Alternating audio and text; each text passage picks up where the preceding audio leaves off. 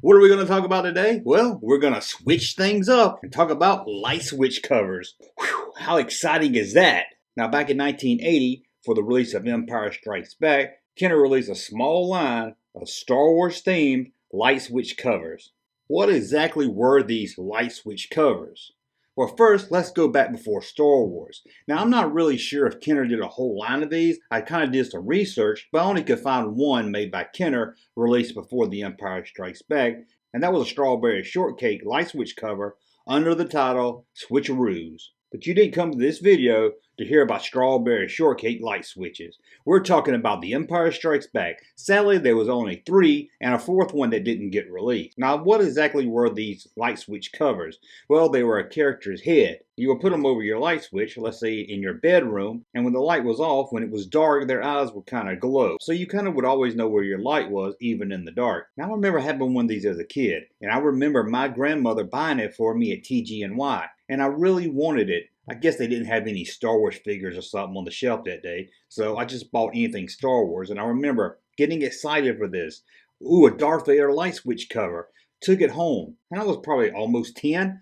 There was no way I was going to take off a light switch cover and replace it with a Darth Vader head. I could have got myself electrocuted. So I told my parents about my new light switch cover, and there it sat on my desk for weeks and weeks. And then it moved to the closet, sat there for months and months and months, and then it ended up in a box in the attic, and I never saw it again. I never got to hang up my Darth Vader light switch because I wasn't an electrician. If anybody in my house was going to get electrocuted because of me, it was going to be my dad or my mom. Now, before we look at the 3 that got released and the one that almost did, let's look at concept art that Kenner did for the light switch. And here's concept art for the 3 switcheroos that were released. We have the R2-D2 showing how he lights up red, Darth Vader lights up in the eyes and the mouth, and 3PO lights up in the eyes. First, let's look at the card for the switcheroo. 3PO was placed on a green back card, almost in a Kenner Star Wars action figure style card. Each light switch cover has a hole in the back of the card, so kids could try it at the store. And here's the 3PO light switch cover on card. One thing about the 3PO one,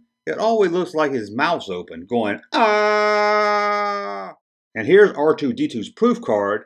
As you can see here, the back color for his card was blue. The R2 switcheroo is a little different as it's not just a face, it's the whole body. And as you can see here, the card and everything is about 11 inches tall, while the figure runs about 7 inches. The color for the Darth Vader switcheroo package was pink, or maybe that's some kind of light color red.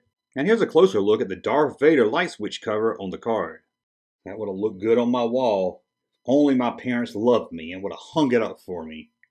And they didn't want me to burn down the house trying to do it myself, did they? Let's look at the back of the package.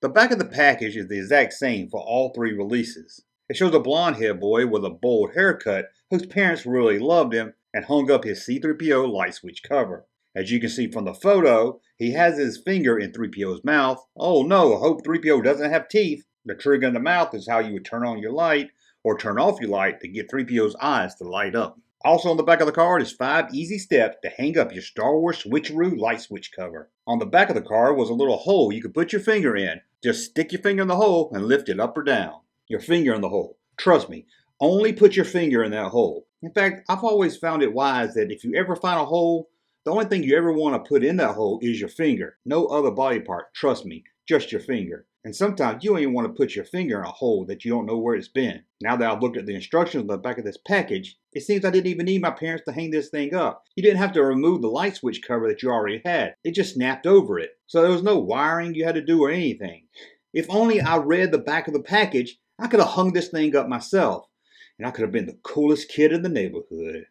Anyway, let's look at the switcheroo that didn't get released. And here's the concept art for what probably was the coolest switcheroo of them all that didn't get released, the Stormtrooper.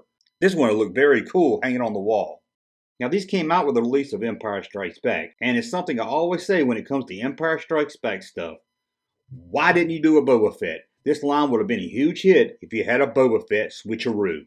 Well, this video is a little short. I just kind of wanted to talk about switcheroos. I was curious if any of you out there remember switcheroos, if you had switcheroos, if your sister had a switcheroo, or maybe the whole house was decorated with switcheroos. But please let me know if you had a switcheroo, or would you have liked to have a switcheroo. And do you love to say switcheroo as much as I do? Well, if you love to say switcheroo, then thumb up this video and subscribe to the channel. And I'll be back very soon with a whole new video.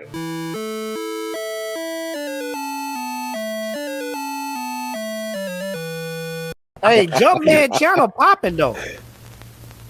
Thank you, sir, for that unsolicited testimony.